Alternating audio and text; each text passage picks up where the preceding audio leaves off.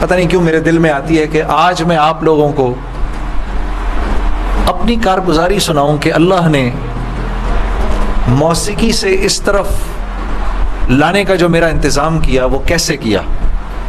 آئیں آج آپ کو میں یہ سناتا ہوں. آپ یقین کریں گے کہ یہی دن تھے، بالکل جولائی کی شدید گرمیاں تھیں.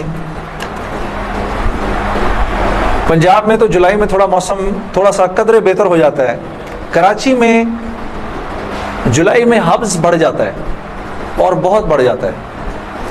تو یہی جولائی کے دن تھے، میں گاڑی میں بیٹھا ہوا، شیشہ اس کا چڑھا ہوا تھا اور میں جا رہا تھا. تو میں نے اپنے بائیں طرف سے ایک جماعت کو گزرتے ہوئے دیکھا. مجھے کچھ اس طرح پتا تھا کہ یہ کچھ ایک جماعت ہے جو لوگوں کو مسجد کی طرف لے جاتی ہے اور وہ تنگ ونگ کرتی ہے، لوگوں کو گھروں سے نکال لیتی ہے. تو لوگ اس جماعت سے بھاگتے پھرتے ہیں، کچھ ایسا سنا تھا میں نے، کوئی ایک ایسی جماعت ہے. تو میرے دل میں یہ خیال آیا کہ دیکھو تم تو آرام سے گھر میں بیٹھے ہوئے ہو، گاڑی میں بیٹھے ہوئے ہو، اور یہ دیکھو یہ بیچارے لوگوں کو نماز کی طرف، اللہ کی طرف بلا رہے ہیں، اور ان کے کپڑے بالکل بھیگے ہوئے تھے پسینے سے، اور تم ان کے بارے میں غلط سوچ رہے ہو. ایسا نہ ہو کہ آگے جا کے تمہاری گاڑی بجے کہیں. تو اپنی گاڑی کو بچانے کے چکر میں نے وہاں سے یو ٹرن مارا، اور یو ٹرن مار کے میں واپس لایا، اور واپس لا کے میں نے گاڑی کو یہ جماعت کے کچھ جو ساتھی تھے ان کے آگے روک لیا. روک کے میں گاڑی سے اتر کے میں جو جماعت کا جو سب سے آگے جو تھے بزرگ تھے، میں ان کے پاس گیا اور میں نے جا کے ان سے ایسے ہاتھ کیا، ہاتھ ملا کر میں نے کہا جی آپ بڑا اچھا کام کریں، میرے لیے بھی دعا کریں، ایسے ہی کہہ دیا میں نے. تو انہوں نے میرا ہاتھ پکڑ لیا اور مجھے کہنے لگے میں آپ کے لیے ضرور دعا کروں گا. اب مجھے کیا پتا کہ گشت پر نکلا ہوا ہو کوئی، اور وہ گشت پہ نکلا ہوا آدمی دعا کرے، یہ کیسے ہو سکتا ہے؟ اللہ قبول نہ کرے. ہو سکتا ہے اس اللہ کے ولی نے میرے لیے دعا کر دی ہو. اب آپ لوگ اللہ کا نظام دیکھیں میری بہنوں اور میرے بھائیوں، بہت عجیب بات ہے. اس جماعت میں ایک جو لڑکے تھے ان میں سے ایک نے اپنی مسجد میں جا کر بتایا کہ تمہیں پتہ ہے آج ہمیں روکا کس نے؟ تو انہوں نے کہا کس نے روکا؟ کہا وہ سنگر نہیں ہے جنید جمشید، اس نے آج، یہ لوگ مقامی گشت کر رہے تھے، اس نے گشت کے دوران ہمیں روک لیا. اس نے ہم سے ایسے کہا بھائی ہمارے لیے دعا کرنا. اور جس مسجد میں اس نے یہ بات کہی، اس مسجد میں ایک نمازی تھا جو تبلیغ میں لگ چکا تھا. وہ 16 سال پہلے میرے ساتھ اسکول تھا. اللہ کا نظام دیکھیں، 16 سال پہلے میرے ساتھ اسکول میں پڑھتا تھا، تبلیغ میں لگ چکا تھا. اس نے کہا کس نے روکا تمہیں؟ کہا وہ نہیں ہے، وہ سنگر جنید جمشید، اس نے روکا ہمیں. اس نے کہا اچھا میں ٹھیک ہے. اب میرے اس دوست نے مجھے ڈھونڈنا شروع کیا. ہاں بچوں آپ لوگ آگے آ جاؤ، ادھر قالین پر آ جاؤ، ادھر آ جاؤ، ادھر آ جاؤ، آؤ میرے بھائی آگے آ جاؤ، ادھر قالین پر بیٹھ جاؤ. میرے لیے تو یہ کافی ہے، یہ قالین تمہارا ہی ہے، بیٹھو ادھر آ کے بیٹھ. لیکن بات نہیں کرنی اور یہ نہیں کرنا.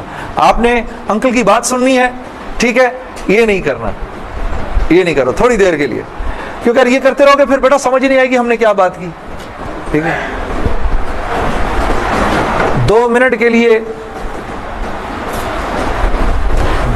کے لیے شیطانی ہتھ کنڈے سے جان چھڑا لو. ہاں اچھا. تو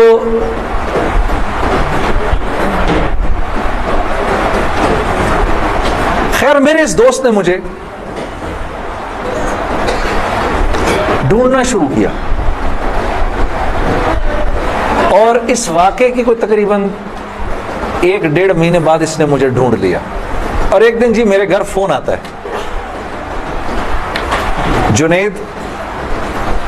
اب میں نے جب اس کا مجھے پہچانا، اس نے بولا جنید مجھے پہچانا. آپ یقین کریں گے پہچان گیا. میں نے کہا جنید بول رہے ہو؟ ہنسنے لگا. تو مجھے پہچان گیا؟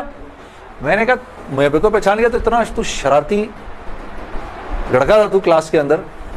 اور میں نے کہا کیونکہ ہم دونوں کے نام ایک تھے تو تیرے چکر میں بھی بدنام رہتا تھا. ہنسنے لگا. یار کمال ہے تو نے مجھے پہچان لیا. میں نے کہا ہاں میں نے پہچان لیا، میں نے تیرے سے ملنا ہے. میں نے کہا کیوں؟ کہتا ہے بس ایسے ہی, وجہ کوئی نہیں ہے. میں نے کہا یار اچھا ہماری زندگی ایسی تھی, شوبز کی زندگی تھی ہماری, کہ ہمارا دل ملنے کو نہیں کرتا تھا کسی سے. یعنی ہم نے مینیجر رکھے ہوتے تھے جو ہمیں صرف لوگوں سے دور رکھتے تھے. ان کا کام تھا لوگوں سے بات کرنا, لوگوں سے ڈیل کرنا, ہم تک کوئی نہ پہنچے بس. یہاں تک کہ آپ حیران ہوں گے اگر میں آپ کو بتاؤں, یہ بڑی ایک افسوسناک بات ہے کہ ہمارے اپنے گھر والوں کا ہماری زندگی میں رول کم ہوتا تھا, ان مینیجرز کا رول زیادہ ہوتا تھا. آپ نے گھر کب جانا ہے, بچوں سے کب ملنا ہے, یہ تک ان مینیجروں کے ہاتھ میں ہوتا تھا. تو اب کوئی مجھے فون کرے کہ میں نے تم سے ملنا ہے, یہ تھوڑی کہ میں فوراً مل لوں گا اس سے. اب پتہ نہیں اللہ جانے سے کیوں ملنا ہے, میرا وقت ضائع کرے گا کیا ہے. تو میں نے جنید غنی سے کہا کہ یار بغیر وجہ کے کیوں ملنا ہے تمہیں, بس ایسے ہی. میں نے کہا انشاءاللہ دیکھو پھر چلو اللہ نے کبھی موقع دیا تو ملیں گے. کڑک میں نے فون بند کر دیا, ہمیں تو عادت تھی فون بند کرنے کی. اگلے دن پھر فون آ گیا اس کا. میں نے کہا کیا کام ہے, کام کوئی نہیں, ملنا ہے کیوں, یار کوئی وجہ نہیں مل لیتے ہیں. میں نے کہا یار وقت نہیں ہے, فون پہ بات کر لو. نہیں فون پہ کام کوئی نہیں ہے. کڑک فون پر ایک دفعہ ہوا, 2 دفعہ, اب اس کا میں ہیلو سنتا تھا, فون بند کر دیتا تھا. یہ سلسلہ 1-2 مہینے تک چلتا رہا, یہاں تک کہ جنید غنی کو میرے گھر کے نوکروں کے نام یاد ہو گئے, فون اٹھانے والوں کے نام یاد ہو گئے, سب کچھ یاد ہو گیا. اس کو سب پتا ہوتا تھا میں کب پاکستان میں ہوں, کب نہیں ہوں, کب کہاں ہوں, سب. ایک دن اس کا فون آیا, تو جب میں نے فون رکھنے لگا مجھ سے کہتا دیکھ میں تجھے اللہ کا واسطہ دیتا ہوں, میری 1 منٹ کی بات سن لے. میں نے بولا بولو. میں ابھی عمرہ کر کے آیا ہوں, تو میں مدینے اور مکے کی کھجوریں اور زمزم اور یہ کچھ چیزیں لے کر آیا ہوں, یہ لے لے میرے سے, پھر اس کے بعد میں چلا جاؤں گا. کتنی دیر کے لیے آؤ گے تم؟ 5 منٹ کے لیے. میں نے کہا ہاں 5 منٹ. جنید غنی یاد رکھنا 5 منٹ. 5 منٹ. دوپہر کو مجھے یاد ہے 3:30 بجے ابھی تک پلاننگ ہوئی, جنید غنی صاحب آیا. میں نے جب جنید غنی کو دیکھا تو میرا تو دماغ ہی چکرا گیا. کیا دیکھتا ہوں, سفید لباس جیسے مولوی صاحب نے پہنا ہوا, سر پہ پگڑی, اتنی بڑی داڑھی, اوپر واسکٹ پہنی ہوئی اس نے, پائنچے اس کے اوپر. میں نے کہا جنید غنی یہ تجھے کیا ہو گیا؟ کہتا ہے مجھے کیا ہو گیا, میں کیا کہوں تجھے کیا ہو گیا. میں نے کہا یہ تیرا حال, تیرے جیسا شیطان یہ اتنا بڑا بزرگ بنا ہوا, آؤ بیٹھو میرے پاس. آیا میرے پاس بیٹھا, اس نے مجھے کھجوریں دی, زمزم دی, جانماز دی, اور پورے 5 منٹ میں کہتا ہے میرے 5 منٹ پورے ہوئے, اب میں چلتا ہوں. میں نے کہا نہیں, اب بیٹھ جاؤ, بیٹھ جاؤ, مجھے بتاؤ یہ سب کیا ہے. پھر مجھے کہنے لگا چل چھوڑ اس کو یار, اسکول کی بات کرتے ہیں. میں نے کہا اسکول چھوڑو, مجھے بتاؤ یہ کیا ہے, یہ کنہوں نے تمہارا حال کیا. یہ مجھ سے کہنے لگا مل لو ان سے. میں نے کہا ہاں میں نے ان سے ملنا ہے, میں نے ان سے ملنا ہے. آپ سوچو کوئی آدمی تبلیغ والوں کے چنگل میں پھنس جائے, ہاں. تو مجھ سے کہتا ہے کل سے ہمارا اجتماع شروع ہو رہا ہے, میرے ساتھ اجتماع پر چلو. میں نے کہا میں چلوں گا. تو میں کل تمہیں پک کرنے آؤں گا, صبح کے وقت پک کرنے آؤں گا. آپ یقین کرو 5 منٹ کے لیے آیا تھا, 3.5 گھنٹے میں نے بٹھا کے رکھا اس کو اپنے پاس. میں اس سے باتیں سنتا رہا, جنید غنی کیا, پھر کیا ہوا, پھر کیا ہوا, پھر کیا ہوا, کیا ہوا, کیا ہوا. آخر میں نے کہا میں تمہارے ساتھ اجتماع پر چلوں گا. خیر جی میں تیار ہو گیا. میں نے اپنی نئی صاف جینز نکالی, اپنی میں نے ٹی شرٹ نکالی, لمبے لمبے میرے بال تھے, ہاں. میں تیار ہو گیا جس طرح میرا خیال تھا بہترین طریقے کا تیار ہونے کا, میں ہو گیا تیار. اب جب میں وہاں پہنچا, اترا, میں نے جا کے اجتماع دیکھا, تو میں نے دیکھا کہ ہر آدمی شلوار قمیض میں, ہر آدمی کے سر پہ ٹوپی. تو میں نے جنید غنی سے کہا جنید غنی سن, یہ مجھے کو مار تو نہیں دے گا ادھر ہے, میرا قتل وتل تو نہیں ہو جائے گا میرا؟ کہتا نہیں ہم لوگ مارنے والی پارٹی نہیں, ہم لوگ کھلانے والی پارٹی ہیں. میں نے کہا اچھا لے جاؤ مجھے اندر. پھر اب میں اندر جانا شروع ہوا اجتماع گاہ میں, تو میں نے دیکھا کہ لوگ ایک دم اکٹھے ہونا شروع ہو گئے. پیچھے سے مجھے آوازیں آئیں, ارے یار یہ تو جنید جمشید ہے یار. کو 2-4 آوازیں آئیں, ابھی یہ ادھر کیا کر رہا ہے. تو مجھے یہ بات بری بھی لگی ہلکی سی، کیا مطلب بھائی کہ تم بہت بڑے مسلمان ہو، میں نہیں آ سکتا کیا؟ خیر میں اندر گیا، اندر جا کر بیٹھا تو میں نے دیکھا ایک مجمع سب پہنچ گیا ملنے کے لیے، دیکھنے کے لیے جو بھی. جنید غنی نے مجھے بٹھایا، تم ادھر ہی بیٹھو یہیں پر، اور میں ابھی ایک صاحب کو لے کر آتا ہوں. خیر یہ مجھے بٹھا کر چلا گیا. اتنی دیر میں ایک نوجوان لڑکا، یہ جیسے بھائی لوگ بیٹھے ہیں اپنے، 18-19 سال کا، یہاں سے بیچ میں سے راستہ توڑ کے میرے پاس آ گیا. مجھے آ کر کہتا ہے جنید بھائی نماز پڑھتے ہیں آپ؟ تو میں اس کو ایسے دیکھنا شروع ہو گیا. اب میں نے کہا کیا جواب دوں میں اس کو، ہاں بولوں کہ نہیں بولوں، سچ بولوں کہ جھوٹ بولوں؟ میں دیکھتا رہا اس کو، دیکھتا رہا، لیکن اندر ہی اندر نا مجھے غصہ آنا شروع ہو گیا کہ اب یہاں یہ ہوگا، اگلا پوچھے گا آپ قرآن پڑھتے ہیں کہ نہیں پڑھتے ہیں، پھر اگلا پوچھے گا آپ روزے رکھتے ہیں نہیں رکھتے ہیں، آپ نے حج کر لیا، مطلب یہاں اب میری کیا اب یہاں پر کیریکٹر اسیسینیشن ہوگی؟ کیا میں ابھی یہاں پر کیریکٹر اسیسینیشن کروانے آیا ہوں، اپنی کردار کشی کروانے آیا ہوں میں یہاں پر؟ تو میں نے وہ لڑکا جو ساتھ بیٹھا تھا، میں نے کہا یار اس کو بولو جنید غنی کو یہ مجھے غلط جگہ لے آیا، وہ میں یہاں سے جا رہا ہوں ابھی. وہ بھاگا گیا اس کے پیچھے، اس کو لے کر آیا. جنید غنی نے کہا کیا ہو گیا یار جنید، کیا ہو گیا؟ میں نے کہا یار کچھ نہیں. تو وہ کہتا ہے کہ ابھی ایک لڑکے نے آ کے پوچھا تھا ان سے آپ نماز پڑھتے ہیں نہیں پڑھتے ہیں. تو جنید غنی نے کہا تو نے اس لڑکے کو آنے کیوں دیا؟ اتنا غصے ہوا وہ اس پہ. میں نے جنید غنی کو ٹھنڈا کیا، میں خود بھی تھوڑا ٹھنڈا ہوا. میں نے کہا یار کیوں ناراض ہوتا ہے؟ وہ لڑکا بات تو صحیح کر رہا تھا نا کہ نماز پڑھنی تو چاہیے مجھے. تو اس نے جو جملہ بولا نا وہ مجھے آج تک یاد ہے. جنید غنی نے جو جملہ بولا، اس نے کہا جنید ہم کیوں نہیں پوچھتے کہ تم نے کیوں نہیں کیا، ہم تو ترغیب دیتے ہیں، اس کے بعد اللہ سے دعا کرتے ہیں کہ اللہ وہ نیکی کرنے کی توفیق دے. ہاں وہ آج بھی مجھے وہ بات یاد ہے. اللہ پاک یہ مجھے بھی عطا کرے کہ ہم کسی سے یہ نہ کہیں بھائی تم نے کیوں نہیں کیا یہ، بلکہ نیکی کی ترغیب دیں اور پھر اللہ سے رات کو دعا کریں اللہ میرے اس بھائی کو، میری اس بہن کو توفیق دے وہ اس نیکی کو کر سکے. پھر میں نے کہا جنید غنی کو چل چھوڑ یار، میں ادھر ہی بیٹھا ہوں، میں کہیں نہیں جا رہا. اب جنید غنی صاحب نے ایک صاحب کو بلایا، ان کا نام تھا ڈاکٹر بلند اقبال. ابھی جب میں شان رمضان شان رمضان کر رہا تھا نا، یہ ابھی کچھ پچھلے رمضان میں، تو ڈاکٹر بلند اقبال صاحب بڑے عرصے بعد مجھے ملنے آئے. میں ملا ان سے، بڑی خوشی ہوئی. میں نے ان کو یاد کرایا وہ واقعہ جو میں اب آپ کو سنانے لگا ہوں. تو ڈاکٹر بلند اقبال صاحب میرے سامنے آ کے بیٹھ گئے. اور ڈاکٹر بلند اب تبلیغ والوں کا بہن میں ذرا سا آپ کو بتاؤں کہ تبلیغ والے نا اب وہ سامنے والے کو جانتے نہیں ہیں، لیکن اس کو اللہ کی دعوت تو دینی ہے.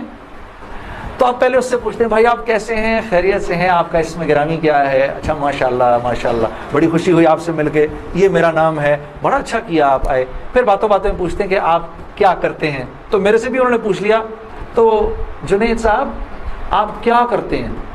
تو میں چپ کر گیا. اچھا کوئی بات نہیں، آواز آ رہی ہے نا میری؟ ٹھیک ہے، اللہ آپ لوگوں کو خوش رکھے.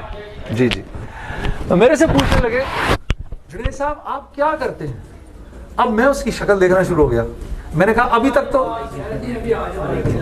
جی اچھا ہو رہی ہے اس کی بڑی. اچھا چلو آپس میں بات نہیں میرے سے سن لو، آپس میں بات نہ کریں. تو میرے سے نا اب میں ان کی شکل دیکھوں، میں نے کہا اب تک مار نہیں پڑی تو اب پڑے گی. اب جو میں نے بتایا نا میں کیا کرتا ہوں، تو میرے چہرے کے بدلتے ایکسپریشنز دیکھ کے نا جنید غنی نے ان سے کہا ارے ڈاکٹر صاحب آپ اس کو نہیں پہچانتے، یہ وہ ہے نا جس نے دل دل پاکستان گایا ہے. ڈاکٹر صاحب کہتے ہیں ارے واہ واہ واہ واہ واہ واہ واہ واہ، مسلمان کی تو شان ہی یہی ہے، جس کام کو کرتے آگے بڑھ جاتا ہے. میں نے کہا یہ آدمی ٹھیک آدمی ہے،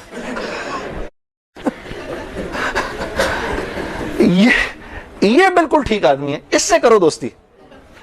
تو بعد میں میں نے ڈاکٹر صاحب سے کہا ڈاکٹر صاحب یہ جواب آپ کہاں سے لائے اتنا خوبصورت سا؟ تو مجھے کہنے لگے یار میں نہ تجھے جانتا نہ مجھے یہ پتا دل دل پاکستان کیا.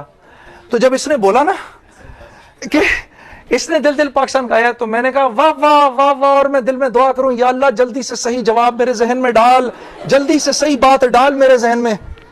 تو میں نے فٹ کہہ دیا.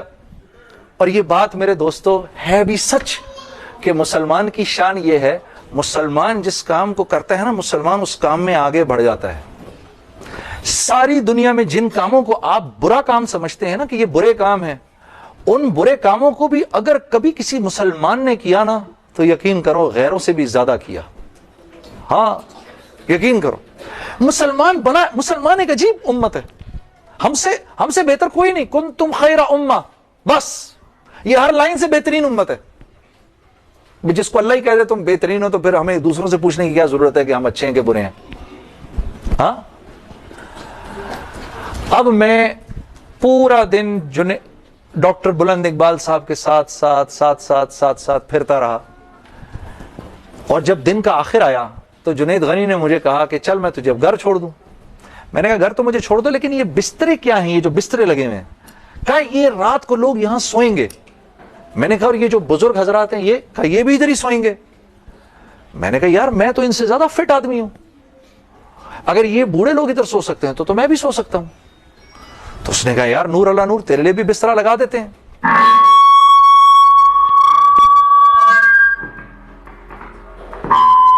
جی اب ٹھیک ہے. تو مجھے کہنے لگا تیرے لیے بھی بسترا لگا دیتے ہیں. میں بھی سو گیا ادھر ہی اس رات کو. وہ شاید زندگی کی پہلی دفعہ زندگی میں رات کو تہجد کی نماز پڑھی، اٹھا دیا اس نے بیچ میں. تو ایک دن گزرا، دوسرا دن گزرا، تیسرے دن مولوی طارق جمیل صاحب کا بیان تھا. اب مجھے تو نہیں پتا یہ کون ہے. ہاں اچھا مولوی صاحب نے بیان کیا تو میں نے جنید غنی سے کہا یار بڑے اچھے اچھے بیان تھے یہ سارے تیرے بزرگ، یہ کون آدمی ہے؟ کہنے لگا یار یہ ہیں ہمارے ایک مولانا. میں نے کہا یار میں نے ان سے ملنا ہے. کہتا یار ان سے نہیں مل سکتا کوئی. میں نے کہا بھائی میں اس ملک کے صدر سے بھی مل سکتا ہوں اور اس ملک کے پرائم منسٹر سے بھی مل سکتا ہوں، یہ مولوی سے ملنا کیا مشکل ہے؟ تو خیر میں نے اس کو کہا مجھے ملنا ہے، ہر صورت میں ملنا ہے. خیر تو میں جب ادھر پہنچا تو وہاں پر ایک لڑکا ایسے ڈنڈا لے کر کھڑا ہوا مولوی صاحب کے کمرے کے باہر. تو مجھے دیکھ کر وہ مسکرانے لگا. جنید بھائی آپ ادھر کیا کر رہے ہیں؟ اب مجھے 3 دن تو گزر گئے تھے. میں نے کہا کیوں بھائی، میں کیوں نہیں آ سکتا ادھر؟ تو بڑا مسلمان ہے میرے سے. ہنسنے لگا. نہیں وہ میں نہیں کہہ رہا، میں آپ کو دیکھ کے تھوڑا حیران ہو گیا. کیا کام ہے؟ میں آپ کا بڑا فین ہوں. میں نے کہا اچھا. تو میں نے کہا کہ مجھے یہ جو تھی نا مولانا طارق جمیل ان سے ملنا ہے. کہ یار جنید بھائی ان سے تو ملنے کی کسی کو اجازت نہیں ہے. میں نے کہا تم جا کر بتاؤ تو صحیح کہ میں نے ملنا ہے. اچھا میں کچھ کرتا ہوں. خیر وہ اندر گیا. اس نے اندر جا کر کہا کہ آپ آئیں اندر. تو میرا دوست جنید غنی مجھے لے گیا. آپ یقین کرو میں نے مولوی طارق جمیل صاحب کو زندگی میں کبھی اکیلے بیٹھے نہیں دیکھا. وہ اللہ نے شاید اس دن ملوانا تھا یا بات کروانی تھی. اکیلے بیٹھے ہوئے تھے خیمے میں اپنے. جنید غنی نے جا کر اندر کہا مولانا میرا ایک دوست ہے جنید جمشید، وہ آپ سے ملنا چاہتا ہے. مولانا نے کہا کون؟ جنید جمشید؟ میں باہر کھڑا حیران ہو گیا، ان کو کیسے پتا میں کون ہوں؟ اندر بھیجو اس کو، اندر بھیجو. مجھے بلایا اندر اور جنید غنی کو کہا تم باہر جاؤ، تم باہر انتظار کرو. وہ باہر چلا گیا. یہ نوجوان جیسے بیٹھا ایسے جا کے میں مولوی صاحب کے سامنے بیٹھ گیا اور مجھے ایسے تیز نظروں سے انہوں نے دیکھنا شروع کر دیا. میں نے کہا آپ مجھے ایسے کیوں دیکھ رہے ہیں؟ کہتے ہیں میں تجھے نہیں دیکھ رہا، میں تو اللہ کی شان دیکھ رہا ہوں. میں نے کہا جی کیا مطلب؟ کہا تیرے بڑے بڑے بورڈ لگے ہیں فیصل آباد کے اندر، بڑے بڑے بورڈ لگے ہیں. میں اکثر ان بورڈز کو دیکھ کر کہتا تھا، مجھے بعد میں مولانا نے بتایا، میں ان کو بورڈز کو دیکھ کر کہتا تھا ہر ایک کو ہدایت مل سکتی ہے، اس کو نہیں مل سکتی. ہاں آج میں جب ادھر ایئرپورٹ آ رہا تھا تو ایئرپورٹ پہ تیرا بڑا سا بورڈ لگا ہوا تھا. ایسے ہی میرے دل میں آئی یا اللہ کیا یہ نہیں ہو سکتا کہ اس سے میری ملاقات ہو جائے اور تو میرے سامنے بیٹھا ہے، میں اللہ کی شان دیکھ رہا ہوں. تو میں نے کہا اچھا.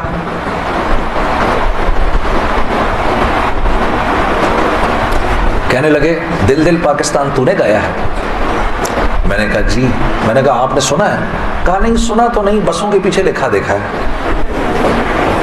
میں نے کہا چلو یہ کسی یوں پہنچا نہ پہنچا، آئے تو صحیح برسر الزام ہی آئے، ہاں ہوٹوں پہ کبھی ان کے میرا نام ہی آئے، آئے تو صحیح برسر الزام ہی آئے۔ میں نے کہا چلو یوں نہیں تو یوں سے، تعارف یوں نہیں ہوا تو یوں ہو گیا۔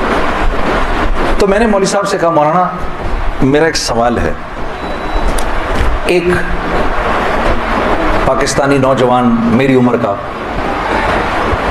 جس نام شہرت کا تصور بھی نہیں کر سکتا، وہ سب کا سب میرے پاس موجود ہے، لیکن میں اندر سے خالی ہوں۔ لوگ اس بات کو نہیں جانتے، لوگ سمجھتے ہیں کہ میں بہت خوش ہوں،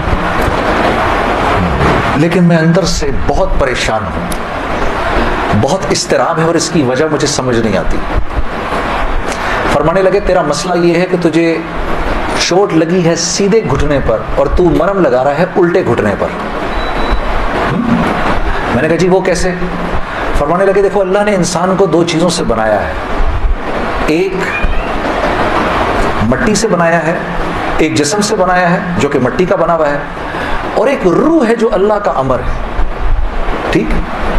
تو جسم کیونکہ مٹی کا ہے اس لیے اللہ نے اس کی ہر ضرورت کو مٹی میں رکھا ہے۔ جو کھانا ہم کھاتے ہیں، جو کپڑے ہم پہنتے ہیں، جو پانی ہم پیتے ہیں، جو جن گھروں میں ہم رہتے ہیں، جو چیزیں ہم استعمال کرتے ہیں، یہ سب جسم کی ضرورت کی چیزیں ہیں، اور کیونکہ جسم مٹی کا ہے تو اللہ نے ان تمام ضرورتوں کو مٹی میں رکھا ہے۔ روح اللہ کا امر ہے، یہ آسمانوں سے آئی ہے تو اس کی خوراک بھی آسمانوں پر ہے، زمین میں نہیں ہے۔ پھر فرمانے لگے اگر میں تم کو سونے کے ایک محل میں بند کر دوں اور 4 دن کھانے کو نہ دوں تم کیا کرو گے؟ میں نے کہا ظاہر سی بات ہے میں چیخوں گا کہ مجھے کچھ کھانے کو دو۔ کہا بس یہی حال تیری روح کا ہے کہ تیرا جسم اچھے اچھے کپڑے پہنتا ہے، بڑی بڑی گاڑیاں چلاتا ہے، اچھے اچھے محلوں میں رہتا ہے، اور تو اپنے آپ کو سیٹسفائی کرنا چاہتا ہے، لیکن اندر تیری روح جو ہے وہ بھوکی ہو کے جب چیختی ہے تو تیرے سر میں درد ہوتا ہے، تو اس روح کی بھوک کا بھی تو علاج کر۔ تو میں نے کہا اس کی خوراک کہاں ہے؟ کہا یہ آسمانوں سے آئی ہے تو اس کی خوراک بھی آسمانوں پر ہے، زمین میں نہیں ہے۔ اور دل کے سکون، چین اور اطمینان کا تعلق اس مٹی کے بنے ہوئے جسم سے نہیں ہے بلکہ اس آسمان سے آئی ہوئی روح سے ہے۔ تو میں نے کہا اس کی غذا کیا ہے؟ فرمانے لگے اس کی غذا اللہ کا کلام ہے، اللہ کے حکم ہے، اس کی غذا نبی کی زندگی ہے، نبی کے طریقے ہیں، نبی کی سنت ہے۔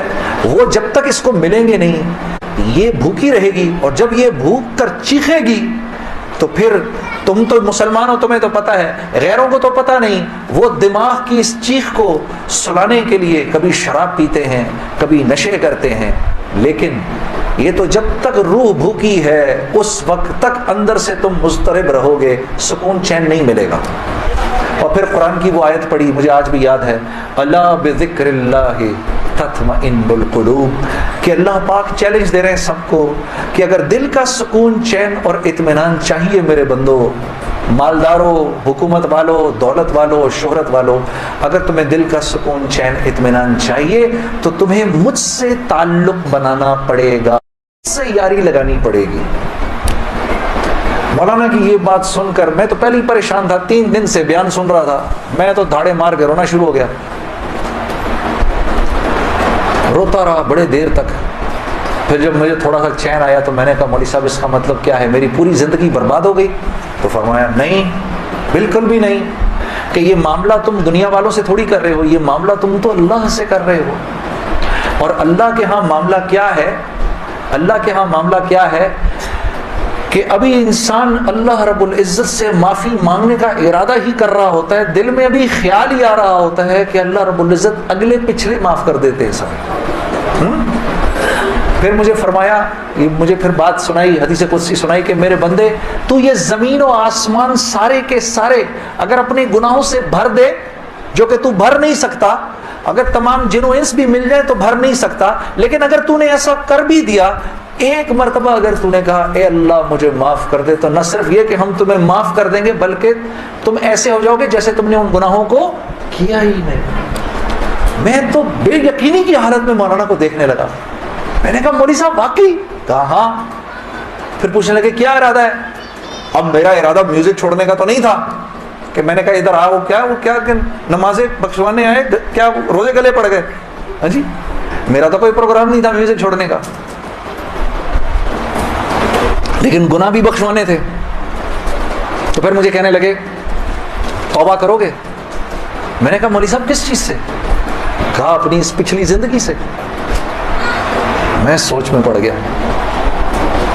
اچھا، میں نے کہا جی میں توبہ کرتا ہوں۔ میں نے توبہ کی، یا اللہ میوزک چھوڑنے کا تو میرا کوئی موڈ نہیں، یہ مولوی بھی اللہ جانے کیا کہہ رہے ہیں، لیکن اگر تجھے اس سے کوئی میرے لیے بہتر زندگی نظر آتی ہے تو تو مجھے اس زندگی پہ لگا دے کہ واقعی میں چاہتا ہوں کہ تجھے راضی کر سکوں، تجھے خوش کر سکوں۔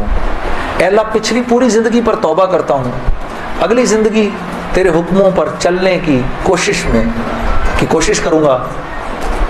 اگر تو واقعی ایسا ہے جیسا یہ مولوی صاحب فرما رہے ہیں تو تو مجھے معاف کر دے۔ میں نے کہا توبہ کر لی۔